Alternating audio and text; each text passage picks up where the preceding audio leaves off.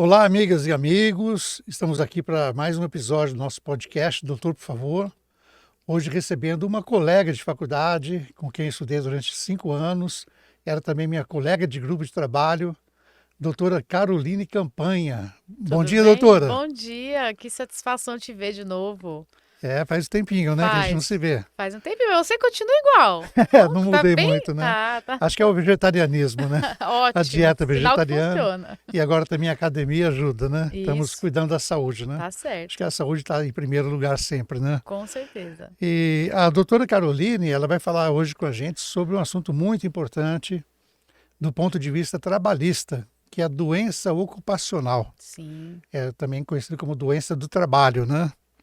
Então, é uma questão assim que envolve praticamente todo mundo que trabalha, acho que é de interesse geral, né?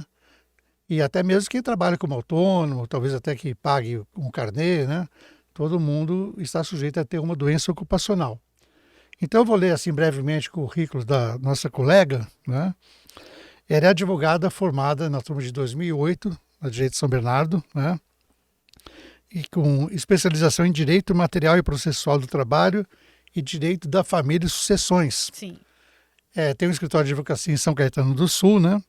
E de atuação principal na esfera trabalhista e especializada também em ações indenizatórias por acidente e doença ocupacional, trabalhando nesse tipo de área há mais de 10 anos. Então ela tem uma experiência bem profunda nessa área e eu tenho certeza que vocês vão poder aproveitar muito o conhecimento da nossa colega doutora Caroline Campanha Vicentim. espero que sim também. Tá, doutora, o que é uma doença ocupacional?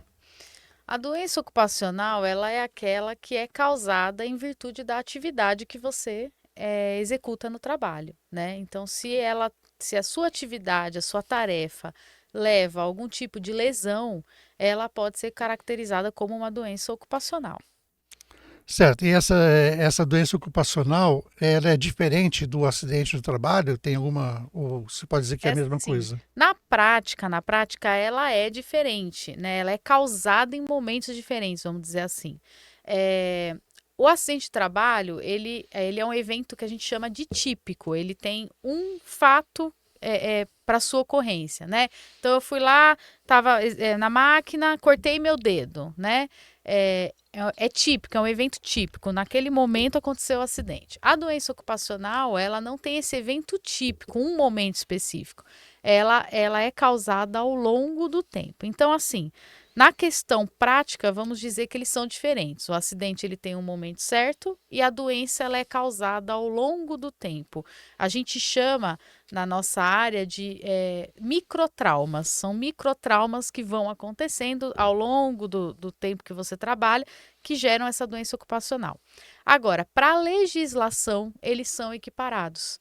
Né? A doença ocupacional e o acidente de trabalho, eles têm os mesmos efeitos previdenciários e trabalhistas. Então, eles são diferentes na ocorrência, mas são iguais nos efeitos jurídicos. Eu acho que é isso. Sim, mas é difícil, a doença ocupacional às vezes é difícil a comprovação dela, né? Que para assim Sim, vincular que aquilo aconteceu sim. em virtude do trabalho, né? Como que o empregado, né? Ele pode assim juntar documentos, provas para demonstrar esse vínculo que aquela doença realmente é do trabalho, decorre daquela situação de emprego. Sim.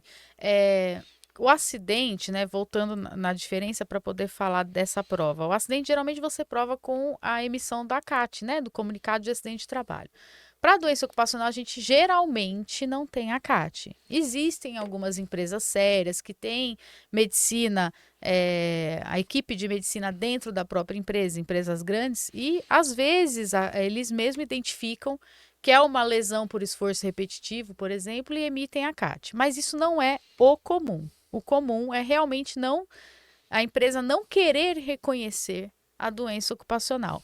E aí, nesses casos, o que a gente aconselha, né? Ao longo dos anos, o empregado ir ficando atento aos sinais de que ele pode estar com uma doença ocupacional. Começou a sentir dor na coluna, começou a sentir dor nos ombros, no cotovelo, né? Locais que eu falo que são mais atingidos por algumas atividades. Então, procurou médico, guarde os relatórios médicos, guarde as ressonâncias, ressonância de extrema importância. Às vezes eu atendo gente lá que, eu fiz uma ressonância há 2 anos atrás, mas não sei onde tá, não sei como que foi, mas lá já aparecia um pouquinho e agora agravou, porque continuou trabalhando. Então, assim, primeiro ponto é não descartar documentos médicos. Eu acho que às vezes a gente não imagina que lá na frente pode ter o problema e o problema aparece e é em virtude do trabalho. Segundo ponto que vai ser observado nesse tipo de ação, né, de doença, é como que a atividade era executada. E às vezes o empregado trabalhou, sei lá, 20 anos na mesma empresa.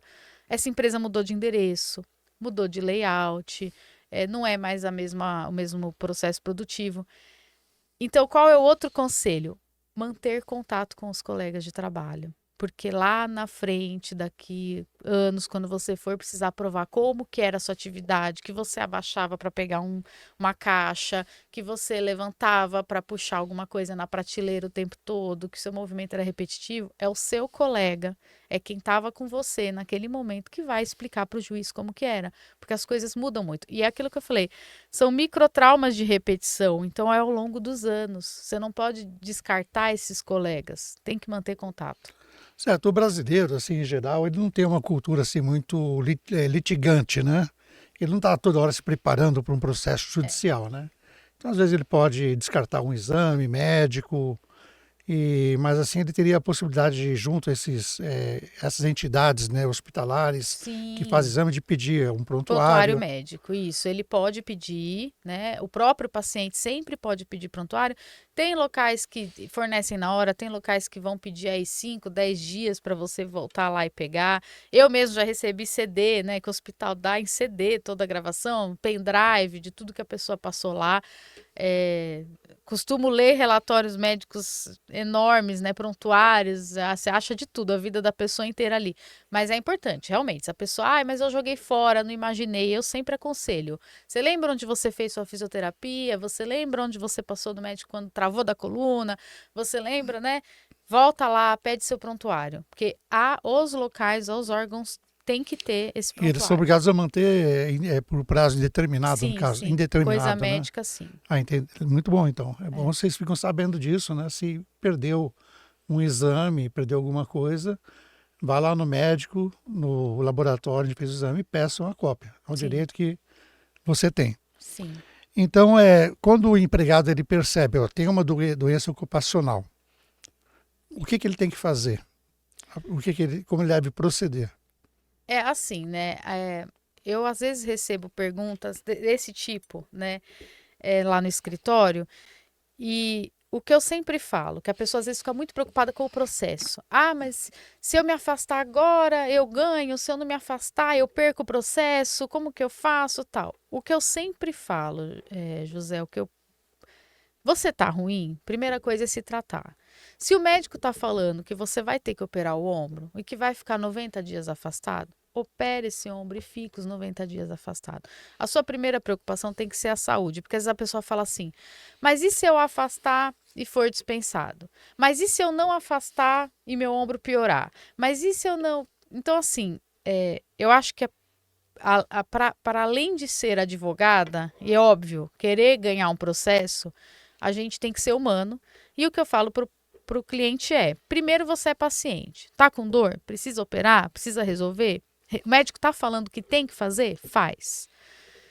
Depois, mas e se a empresa me dispensar? Aí você vem para o segundo momento, que é procurar o advogado. Né? Primeiro momento é se cuidar, porque realmente eu pego casos lá que a pessoa não tá conseguindo mais, o ombro tá por um fio, e a gente fala por um fio mesmo, porque existe casos de rotura, né, do ombro, que a pessoa fica, tem que pôr âncora, porque senão aquilo, né, já era, acabou com o movimento do Descamba. ombro, Então, mas se eu colocar a âncora, o médico falou para mim que eu não levanto mais além de 90 graus. Mas se você não colocar, você não levanta mais nada. Então, assim, primeiro, você é paciente.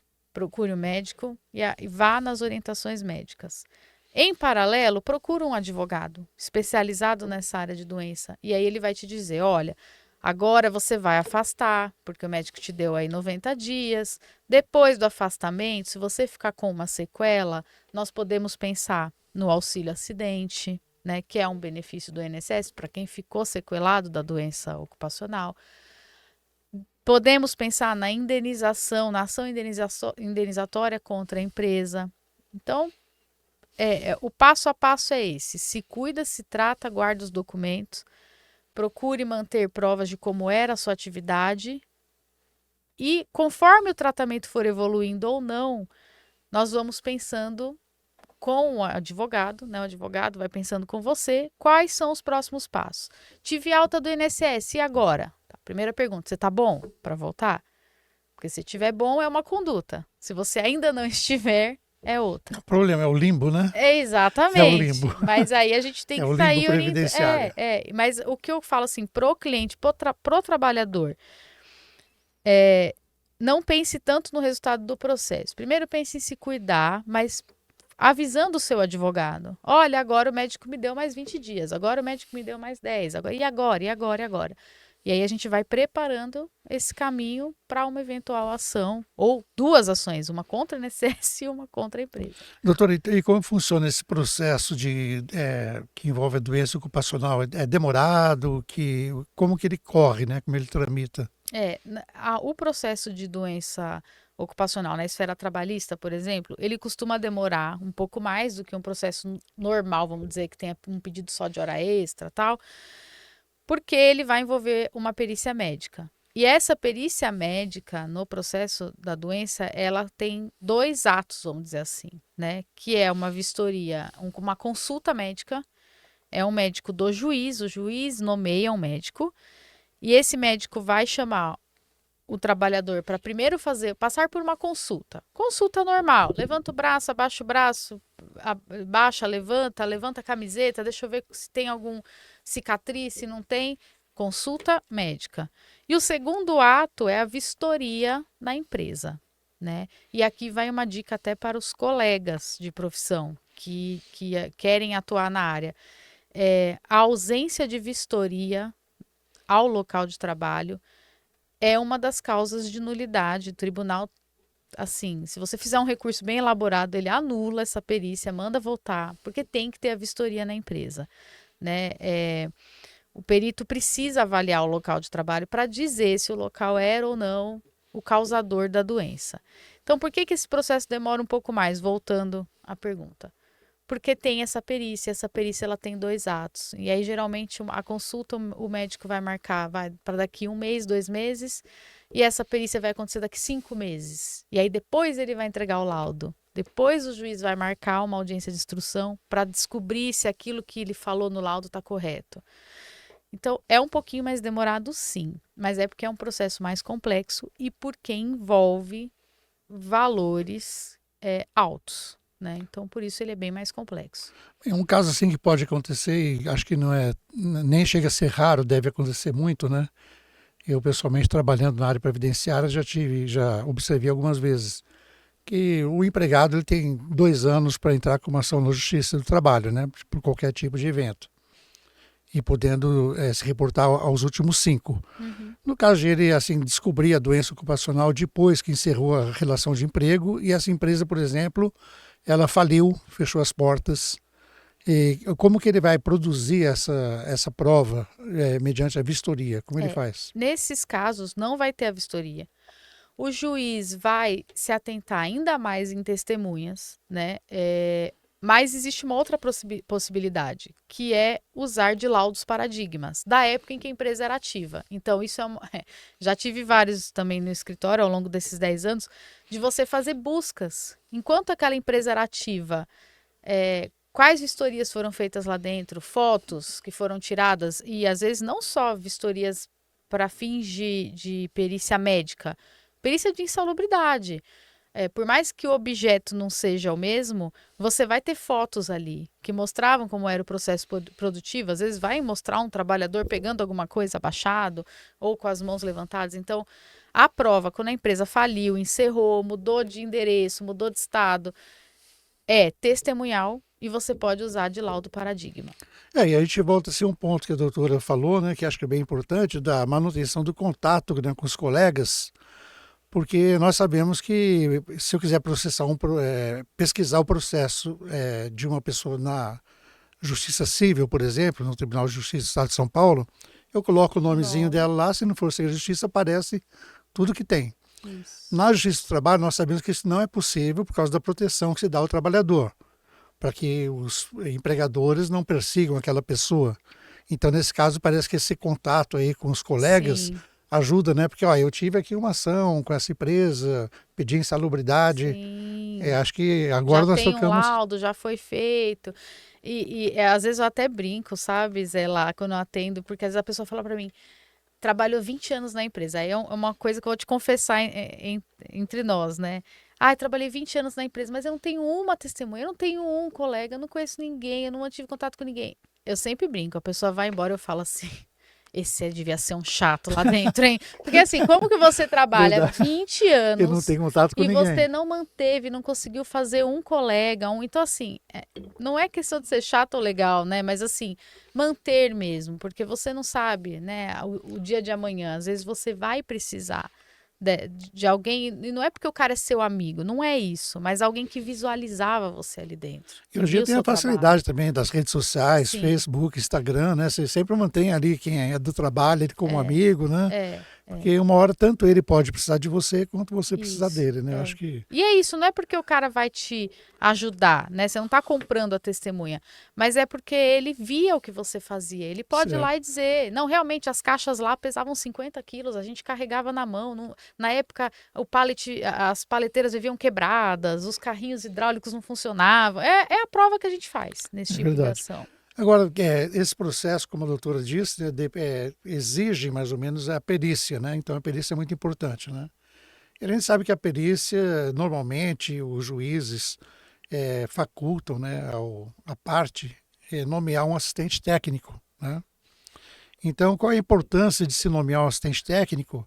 E outro problema, muitas vezes o empregado ele vai à justiça com um processo desse e pede a justiça gratuita. Sim. E ele não tem, às vezes, condições de nomear um assistente técnico. Como que ele age numa situação dessa? Olha, José, eu vou ser bem sincera para você o que eu acho, né, do assistente técnico. É, é um profissional que sai caro, realmente, pro trabalhador é custoso, né? Muitas vezes ele não tem condição mesmo de pagar o assistente técnico. E a nomeação do assistente técnico, ela é uma faculdade da parte. Você não é obrigado a nomear. No que eu acho, tá? Mas isso é uma opinião pessoal, pelo tempo que eu tenho com esse tipo de ação. Que o assistente ajuda é muito mais numa questão de conversa com o perito, de conhecer o perito, a forma que ele trabalha, porque geralmente os assistentes, os peritos, eles se conhecem, eles são do mesmo No mesmo clube, ramo, ali, do mesmo mesmo clube. clube, exatamente. Então, estudaram juntos, trabalharam juntos em hospitais e tal, e eles se conhecem. Então, o assistente técnico, ele ajuda meio que para dizer assim, olha, doutora, quando eles me ajudam, né? Quando eu contrato, doutora, esse perito aqui costuma pegar firme na análise clínica assim, assim. Esse perito aqui costuma ver muito a vistoria no local de trabalho, ver se o cara agacha, se o cara levanta, se o cara. Mas é mais para ele te dar uma dica, porque no dia da perícia, eu já acompanhei perícias médicas, juiz não, geralmente juiz não autoriza, tá, advogado a acompanhar, mas já tive casos que autorizou e eu quis ir. E o que eu pude ver é que o assistente ele não se coloca muito, né? Ele não, ali na hora ele não fala muito. O perito quer trabalhar sozinho. A verdade é essa, ele não quer ser interrompido. Na hora da perícia ele não quer ser interrompido. Mas o assistente pode te dar essas dicas mais técnicas, né? Da questão da medicina mesmo, que a gente não tem, né? Como advogado que eu tô falando. Mas, como não é obrigatório, quando eu faço empregado, é muito raro eu nomear assistente técnico. É muito raro. Eu tive até hoje 2 casos que eu pedi para o cliente nomear porque eu achei que seria interessante. Era um caso um pouco mais complexo para se provar. Mas te dizer que foi primordial, que foi isso assim, que deu o resultado, não é mesmo. Então, não é obrigatório, tem que ser avaliado caso a caso mesmo. Certo, e no caso assim de verificado, né, que a doença é ocupacional, a pessoa tem alguma perda, né, de função e etc., e até que exige um afastamento e constitui um dano para ela, para a sua saúde, né? Como que se faz o cálculo dessa indenização? Como que se procede nesse sentido? Sim, isso daí é uma questão um pouco complexa também, é um cálculo um pouco complexo. Mas o que é avaliado, né? O perito que foi nomeado pelo juiz, ele vai olhar a pessoa. Então vamos supor, eu vou trabalhar com suposições aqui. Vamos supor que a pessoa tem problema em ombros. Olha, eu trabalhei na linha aérea de uma metalúrgica e ficava o dia inteiro parafusando com as mãos levantadas, fiquei com lesão nos dois ombros. Ok. Esse perito vai avaliar qual é o grau da lesão em cada ombro. Para cada segmento corporal nosso, existe um percentual de importância, vamos dizer assim. Que os peritos usam como base a tabela da SUSEP, né, das Superintendências de Seguros Que é como se a Privados. pessoa tivesse contratado um seguro normalmente. Isso. Então os peritos pegam a tabela da SUSEP e a tabela da SUSEP ela fatia o corpo da gente. Então ela fala assim, olha, um ombro, se ele está totalmente lesionado, ele vale 25%. A pessoa ter 25% de redução. Se ele está totalmente, eu não levanto meu ombro. A coluna é 25 também. Mão, aí depende, se é um dedo, se é dois dedos, ele vai fatiando, 3%, A tabelinha, né? 2%. A Isso. tabelinha de preço. E aí ele então, o quanto aquele membro vale, vamos dizer assim, e o grau de lesão. Então, se um ombro, se ele está totalmente lesionado, ele é 25%, se o perito diz que se você está mais ou menos lesionado, uma lesão média, ele vai dizer que é 12,5. Ele vai fatiar no meio. E se ele dizer, olha, não, é leve, é o grau mínimo de redução desse ombro, ele vai dizer que é 6,25. O que você faz com esses percentuais? Você pega o percentual, multiplica pelo último salário que a pessoa recebeu, né? Então, a pessoa recebeu R$ 1.000, né? O último salário dela. Estou dando exemplo. E o perito disse que é 12,5% de redução. Você vai pegar isso, R$ 125 reais, 125. R$ 125, e vai multiplicar por uma outra tabela, que é a tabela de expectativa de vida da pessoa.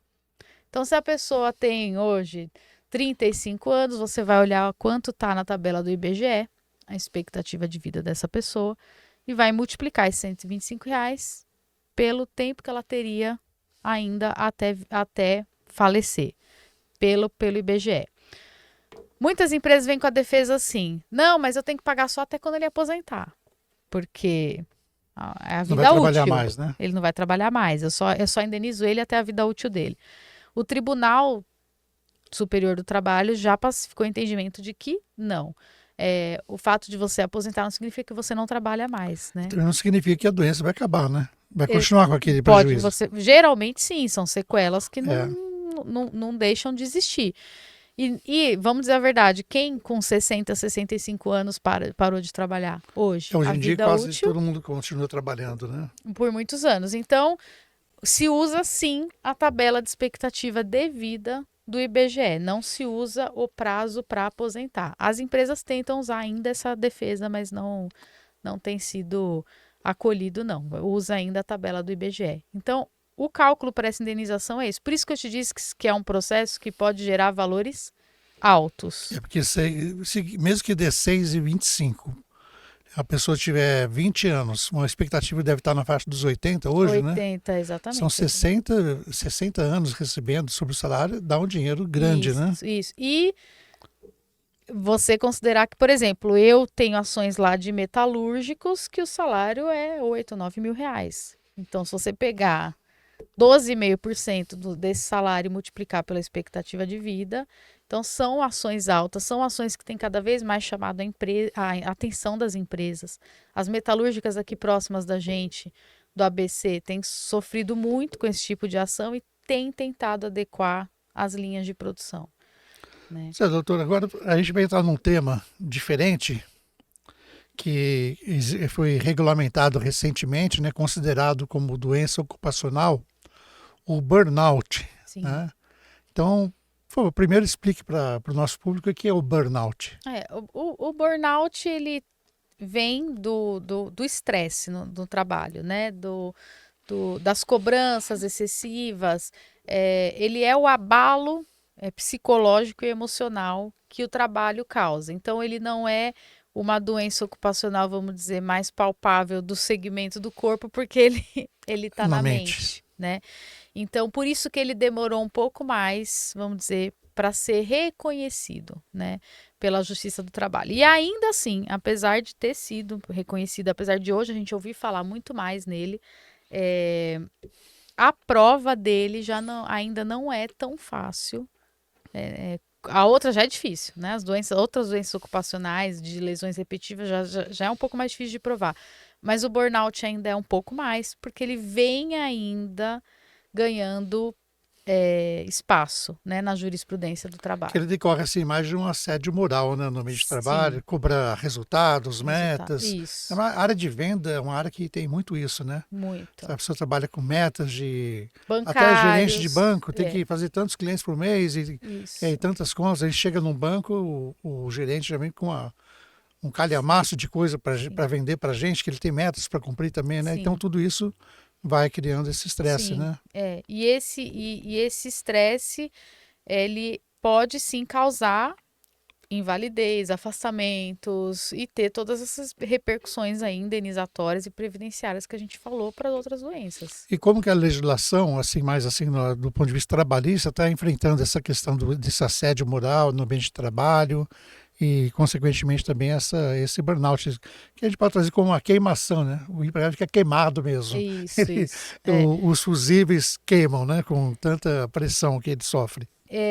Atualmente, né, atualmente que eu digo recentemente mesmo, agora em março desse ano, foi publicada uma lei que ela trata da CIPA, na verdade, a gente tá da Comissão Interna de Prevenção de Acidentes, e foi alterado ali um dispositivo para dizer que agora a CIPA tem que cuidar da violência psicológica no trabalho.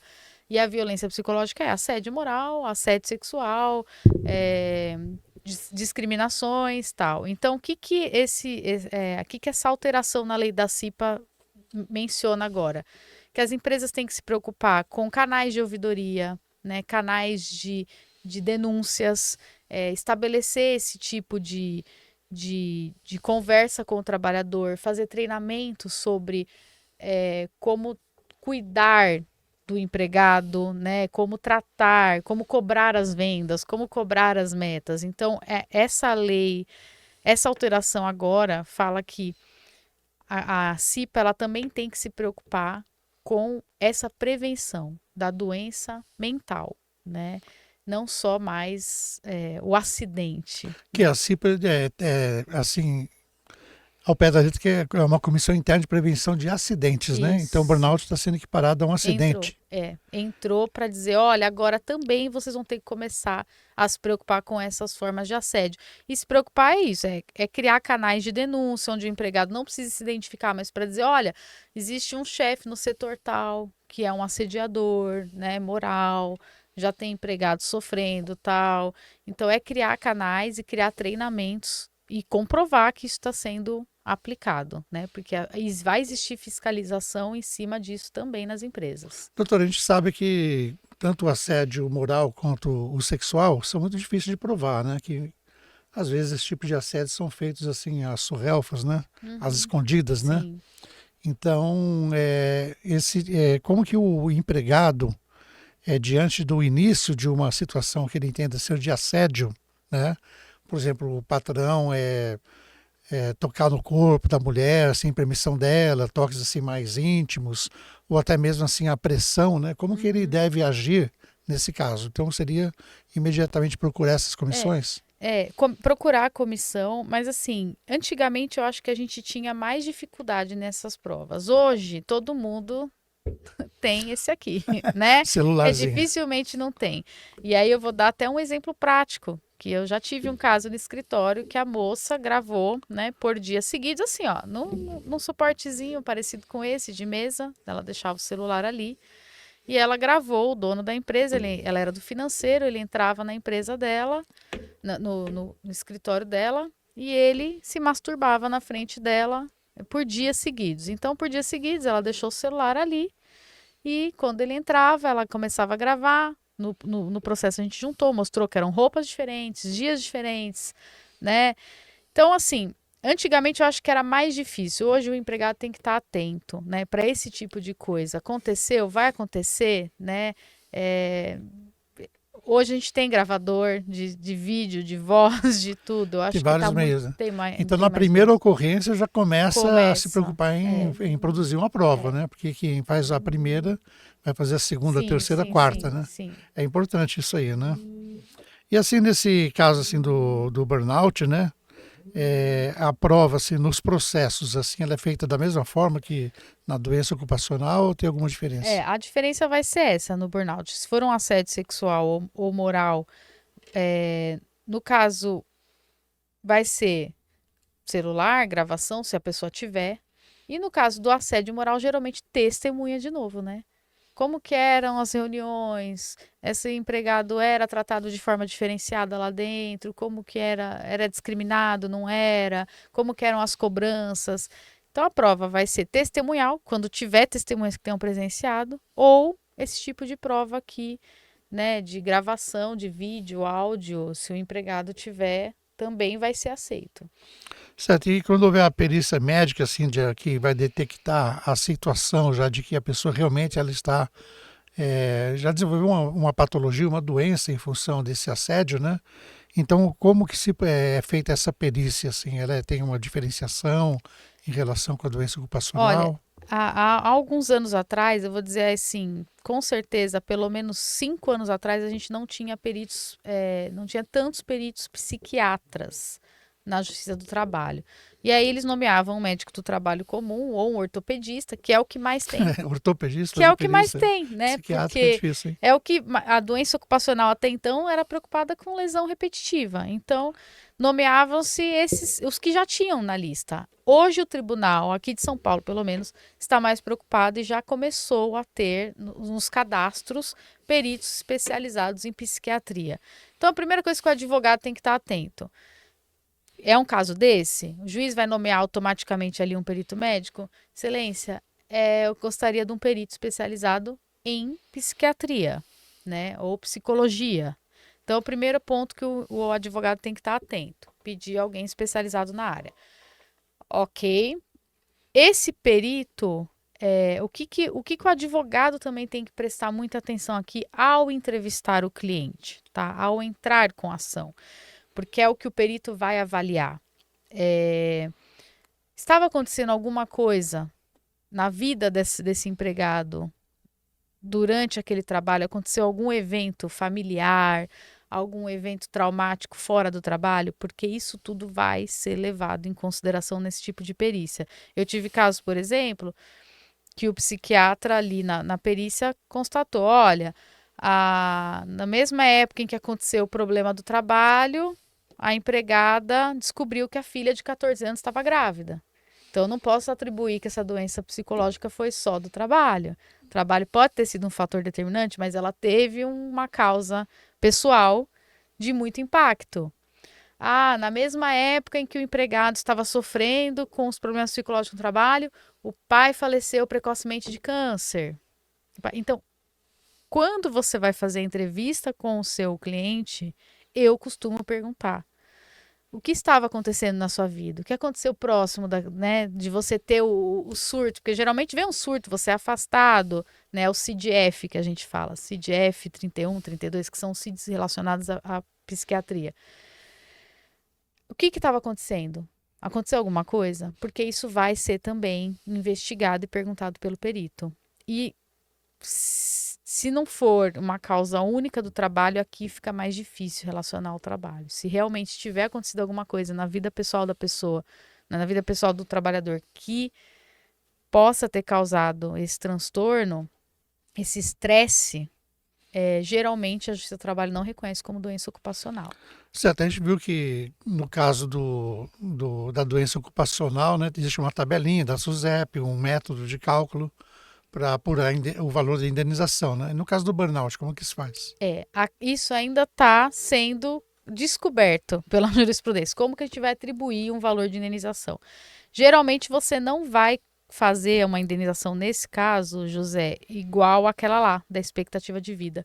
Porque no burnout, a expectativa é que você se cure, que você sendo retirado daquela situação de estresse, De assédio, né? você melhore, você se cure.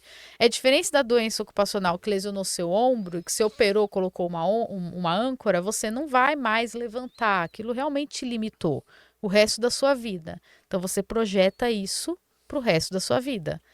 No burnout, o que os juízes entendem não, eu tiro ele daquela situação de estresse, ele se trata, ele passa com um psicólogo, faz terapia, psiquiatra. A expectativa é que ele melhore, é que seja uma doença mais temporária. Então, eles costumam atribuir um valor mais fechado de indenização, uma indenização por dano moral E vai fechada. mais pelo discernimento do juiz, né? Exatamente. Esse vai mais até o perito. O perito pode dizer, olha, ele já está melhor, ele relata realmente que na época que trabalhava era assim, assim, assim, mas hoje já melhorou, toma medicamentos assim, assim, e a expectativa é que em tanto tempo ele, melhore. Então, é diferente, vai ser diferente o cálculo aqui. Doutor, eu fiz uma consulta aqui sobre o assunto burnout, né, que é tema novo na parte da doença ocupacional. Eu estou verificando aqui que o Brasil é o segundo lugar do mundo em ocorrências de burnout, né? O primeiro lugar é o Japão, segundo o Brasil, terceiro China, quarto Estados Unidos, quinto Alemanha. E que as profissões em que há mais esse tipo de estresse, né, são de policial, atendente de telemarketing, professor sempre sofre, né?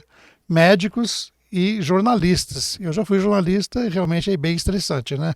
Você tem que entregar matéria correndo. Esqueceram de falar do advogado aí, acho que a gente tinha que estar na esqueceram lista do advogado, também. tinha que estar na lista, né? Que o advogado realmente tem que cumprir prazos pequenos e o cliente toda hora querendo saber. Tinha que estar na lista também, acho que está faltando aí. Tá faltando. E os sintomas principais, né, que aparecem são a dor de cabeça, dificuldade de concentração, problemas de sono, tristeza e sensação de solidão. Então aqui vai uma pergunta. O burnout, a doutora falou que às vezes ele tem a expectativa é que a pessoa vá se curar, mas ele não pode se tornar um processo depressivo, e depressão geralmente, muitas vezes, não tem expectativa de cura. E aí, então, aí vai ser tudo a análise que o perito vai ter que fazer mesmo, né? Qual o grau que a pessoa ali chegou, né? Se ela já chegou num estágio crônico de depressão ou se é um estágio que, sendo afastada daquela condição, ela volta a ter aquele respiro de vida, né? Então, tudo vai ser analisado caso a caso. Por exemplo, você falou do telemarketing, eu lembrei de um caso específico que eu trabalhei, que ela era operadora de telemarketing, sofria uma pressão imensa, e o estopim para ela cair num estágio de burnout grande foi uma colega de trabalho simplesmente se levantou da cadeira e se jogou do 15º andar do prédio. Ela viu a moça, tô indo ali. Foi lá, se levantou, jogou e todo mundo viu. Ela já estava estava vivendo essa situação já. Estavam todos vivendo e aquela ali, né, tomou a atitude mais drástica, se suicidou na frente dos colegas. Essa colega também caiu num estágio de problema psiquiátrico profundo, porque viu, né? Porque viu onde chegou, em que ponto chegou. Então, esse tipo de caso, quando o perito ouve, relata, aí ouve testemunha, como é que foi isso mesmo, tal, era assim, era assado, já pode gerar um caso crônico de depressão mesmo, né? Que a pessoa geralmente difícil se curar de um trauma desse, né? Não foi com ela, mas veio a colega no meio da jornada de trabalho fazer difícil, isso. né? Assim, é claro que foge um pouquinho da área trabalhista, mas o burnout, doença ocupacional, podem também atingir uma pessoa que trabalha como autônomo, né? No caso, ele teria o que? A ação previdenciária, Não, né? aí é só com o INSS mesmo, né? Porque o Certo. autônomo ele trabalha para ele, É, que não vai não é? pedir Não quer dizer indenização. assim. Mas pro INSS cabe, né? Ele consegue os afastamentos, o auxílio acidente, né? Ele consegue Que o auxílio também. acidente é uma remuneração que vai até ela se A aposentar, né? aposentadoria, É mais ou isso. menos o que é metade É. do valor, né? Do... Ele pega as contribuições, faz um cálculo de média de contribuições, metade dessa média de contribuições até a aposentadoria. É o famoso pecúlio, né? O pessoal chama de pecúlio. É, e aí o autônomo consegue também esse daí. Doutor, muito obrigado aí pela sua presença aqui, as respostas sempre muito esclarecedoras, né? E a gente tem agora as perguntas do público. O público também quer saber mais sobre o assunto doença Vamos lá. ocupacional. Boa noite, meu nome é Lucicleide, falo de Franco da Rocha, São Paulo. Gostaria de fazer uma pergunta. Se eu tiver uma doença e ela se agravar por conta do meu trabalho, é considerado ocupacional? Bom, Lucicleide, pode ser considerado, porque não só a doença que foi causada no trabalho é considerado ocupacional, como também o agravamento da doença. Então, ainda que você inicie o trabalho, né? Começou a trabalhar numa empresa com uma leve dor no ombro, né? Mas ali, por conta do que você trabalhou, do que você fez ali, da atividade que você tinha, esse problema foi agravado, você acabou causando uma rotura, um rompimento, algo pior. Se comprovar que foi agravado, ainda assim você tem direito às indenizações como se tivesse sido causado na empresa. A diferença aqui é que o perito pode dizer que foi uma concausa e não uma causa única. É só essa diferença. Oi, boa tarde. Meu nome é Cláudia.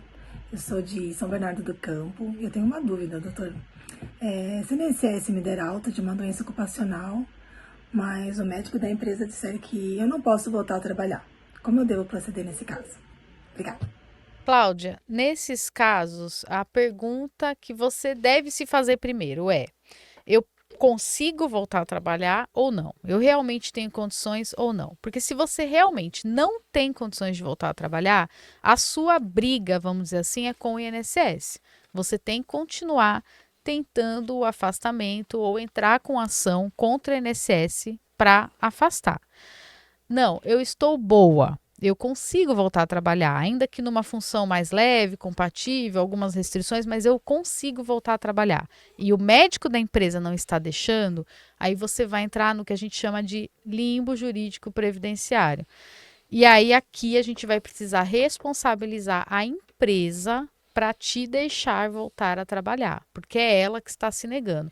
Então aí já entrei com ações, por exemplo, para